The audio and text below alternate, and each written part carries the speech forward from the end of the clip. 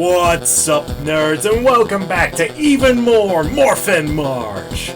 To say that Power Rangers was successful when it first came out would be an understatement. I was not exaggerating when I said that the Rangers were more popular than Mickey for a brief time. And naturally, when a show or movie is popular enough, video games are sure to follow. And Power Rangers has a decent variety. In appearance, not so much in genre. Just like how Pokemon is known for RPGs and Dragon Ball is known for fighting games, the Power Rangers were known for their beat-em-ups, and they still are, especially since Battle for the Grid sucks so much. Thankfully, I am not talking about that game. That is a game about the comics, so it'll be its own nightmare for its own day. Today, I am here for games about the original series. Beat-em-ups are the backbone of every gamer who was a kid in the 90s and early 2000s. Ninja Turtles, Double Dragon, plenty of others. And right there along with them was Power Rangers. The very first Power Rangers video game was for the SNES, and it's a very simple side-scrolling beat-em-up. It takes place within the first season, but apparently it disregards Tommy's entire existence because he is not a playable character or a boss, but there are monsters that appear in the show after Tommy's intro. Anyways, what makes this game stand out is that you actually start the level in civilian form. You pick your character at the beginning of the level from the original 5, you play as this character through all 3 stages of the level. Stage 1 is where you play as the civilian. They all play near identical, although Jason is the only one who doesn't have a decent throw. I have no idea why, but when anyone else throws, the putty goes flying, but Jason just slams them into the ground. Eventually, you find whatever monster is the boss of the level, and just like that, it's Morphin time! What in the name of steroids is that? Yeah. So, they only really made a Ranger sprite model for the Red Ranger, so for the others, they just painted the corresponding color and changed the weapon's sprite. The sword, axe, and dagger all control the exact same, but the lance and bow are significantly more useful. The Power Lance's combo finisher is a barraging attack that piles on tons of damage and is super helpful in boss battles. The bow has the special property where you can press up and the attack button to shoot the bow and do a little damage from a safe distance. The Ranger section of the stage is much more complex, often requiring to hang from rods, leap up over them, wall jump, and plenty of other obstacles. The obstacles were usually where you will take most of your damage in these sections, since your Ranger characters are so much faster and stronger with their combos. The reason I bring that up is because in the civilian phase, the putty patrollers have better range than you. They can and will hit you before you can reach them, and there's nothing you can really do about it. And they only get more annoying about it as you progress through the game. Not only that, but when you morph, you have a special screen-clearing super move. A recharge is placed in one of the destroyable environment items, so you can use 2 in a level. In most situations, though, you should never actually find yourself in a situation where you can't survive without it, as long as you pay attention. So it's best to always have one ready when you get to the boss phase. The bosses are all challenging and intimidating in their own way, but they also adhere to patterns that are easy to learn. So, if you pay attention to how they fight and what they do, you should be able to manage against any boss opponent in the first 5 levels. Once you've beaten all 5 monsters, the Rangers summon their dinosaurs to initiate Megazord Battle Mode! For the last 2 stages of the game, you play as Dino Megazord. Not only that, but it also changes the game into almost like a fighting game. The first opponent is Mutitus, and as you're fighting, you'll notice that you have a power bar that's steadily growing at all times. As it reaches certain levels, you gain access to different special moves that each function differently. And it's in your best interest to get that meter as high as you think you can get away with, because the damage you can deal with the higher level special attacks are devastating. Once you beat Mutitus, you decide to bring the fight to Rita's front door on the moon. The final boss is Cyclopsis, and listen, you're going to use cheat codes anywhere in the game. Right here is the most forgivable place to do it. Cyclopsis is insanely aggressive and smart enough to counter most of the attacks you're going to try. But, with enough effort, you beat him! Mega Power Sword! Final strike! What? Yeah, it ain't over yet. You have to fight Cyclopsis again, only now he's faster, stronger, and fully healed, and you aren't. It's entirely possible and very likely to get brick-walled by Cyclopsis, even if you absolutely crushed the game up until this point. All in all, a really fun Power Ranger beat-em-up. The Megazord battles are whatever, but the majority of the game is super fun and the bosses are satisfying to fight. I can easily give this game a 7 out of 10. Would definitely recommend it to any fan of old-timey beat-em-ups. Not long after that, we were also given the movie game. The footage you're seeing is from the Sega Genesis. They do have a Super Nintendo version, but that game is even less related to the movie than this version.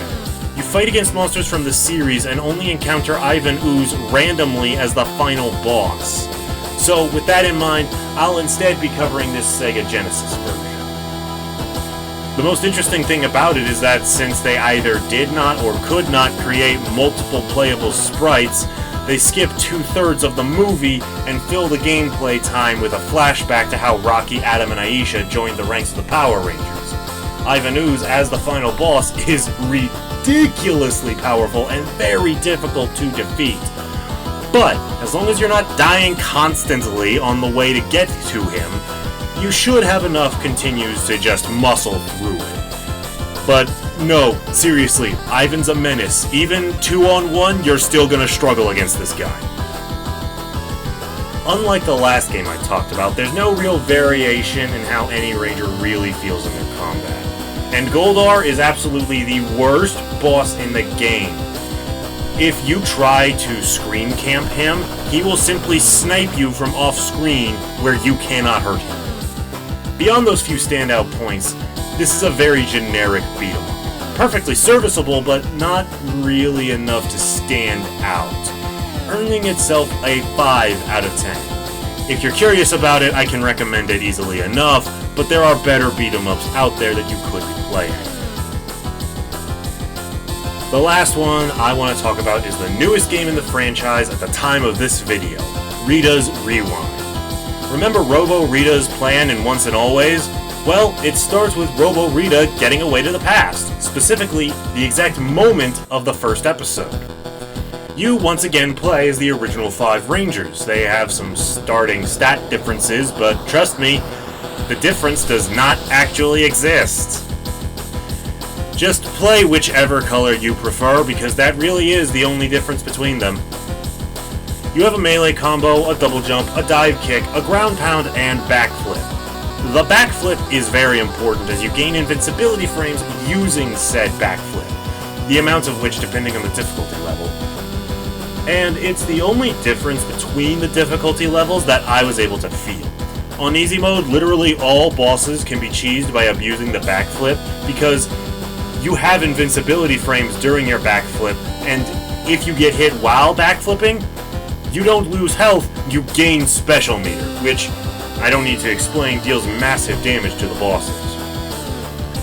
There's also these time crystals that show up throughout the whole game. You need to destroy them quickly or they'll just rewind several seconds without restoring your own health. The game will typically throw multiple monsters from across the show in each episode set of levels, so you will have multiple boss fights in any one episode set. Then we get to the Zord levels. You play as the corresponding Zord to your Ranger. Tyrannosaurus Zord, Mastodon Zord, Triceratops Zord, and Saber-Tooth Tiger Zord all play the exact same. But the Pterodactyl Zord is the best Zord to play as because since she flies, she is immune to all ground hazards in the stage and has the best dodging ability of the group. Once you reach the end, you initiate Megazord Battle Mode, and it goes into first person. The deal is, you have to approach the boss while dodging left or right to avoid taking damage and getting thrown back. Once you're right in front of the boss, you start to until he jumps away. Rinse and repeat 2 more times, and the game gives you the Mega Power Sword, which is just a free single hit on the boss to finish the level. As the game goes on, the two Ritas get more and more annoyed with each other as they send Tommy and the Dragonzord to fight the Rangers. I love the Green Ranger fight. It's basically a fight against another player. He can do everything you can do, so you have to predict his attacks and counter in the right way. The Megazord fight against Dragonzord, however, is the worst fight in the game. His finger missiles are absolutely random. You will get hit at point-blank range before you get to hit the Dragonzord, and it will happen a lot. Once you defeat Tommy, the Rangers decide that 2 Ritas is 3 more than they can tolerate and take the fight to her. You fight your way through the Bandora Palace and see Robo Rita on her way back to her time, because she was giving herself a headache. You have to fend off putties while destroying the generators. Once both are destroyed, Robo Rita decides to fight you herself by challenging you to a game of magic tennis! She's invincible until you bounce enough of her magic attacks back at her to destroy her barrier. Do this a couple of times and Robo Rita is sent to the scrap heap. After beating the game once, you unlock the Green Ranger, who has 0 gameplay difference as anyone else here. This game wanted us to think that it was on the level of Shredder's Revenge and Scott Pilgrim, but really, the comparison begins and ends with the graphics and the expressive enemies. That's it. It relies more on nostalgia baiting than it does on the quality of its gameplay. Despite that, there is something to playing this game on easy mode and powerhousing through the game with a fully stat-maxed character. So I won't say this game isn't some amount of fun. I'll give it a 6 out of 10. The multiplayer experience probably makes it more fun, but literally nobody I know wanted to play it with me, so let that say whatever you will. Beat-em-ups are a very simplistic and primal genre of gaming where you just get to let loose on countless enemies. So if you're interested in playing a new arcadey beat-em-up where you can play as teenagers with attitude, then I can honestly recommend any of these 3 games. If you want a co-op experience, honestly, Rita Rewind might be the best experience you're gonna get of these 3. But still, for Power Rangers games, these are pretty much on par with the rest of the higher ranked games in the Power Ranger branding. Thank you guys so very much for watching. Be sure to like, comment, and subscribe. Don't forget to ring the bell so you never miss an upload. Check out my buddy Tyler Crux. He does a lot of fun stuff on his channel, like his Road to Completion videos. Definitely check that out if you haven't already. We collab all the time, and he's always a big help getting these months off the ground. I'll catch you later, nerds, and may the power protect you.